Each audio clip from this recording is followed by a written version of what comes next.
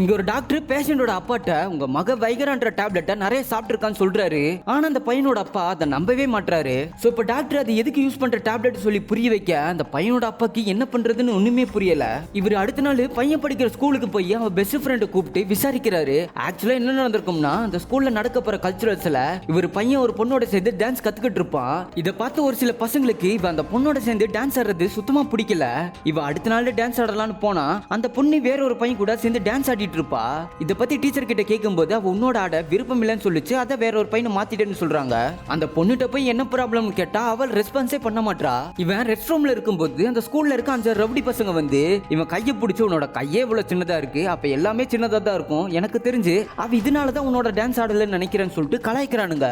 உடனே இவன் அவரோட சயின்ஸ் டீச்சர் கிட்ட போய் சார் நம்ம கையை சைஸை வச்சுதான் எல்லாத்தோட சைஸ் இருக்குமான்னு கொஸ்டின் கேட்கறான். அவர் இதை கேட்டு கேவலமா திட்டி விட்டு போயிடுறாரு. இப்ப இவன் கேள்விக்கு விட தெரியாம முழிச்சிட்டு இருக்கும்போது அவன் ஸ்கூல் பக்கத்தால ஒருத்தர் ஏதோ லேகிய வித்துட்டு இருக்காரு. அவர்கிட்ட போய் விஷயத்த சொல்லி ஒரு மருந்து வாங்குறான். ஆனா அதுவுமே சுத்தமா ஒர்க் ஆகல.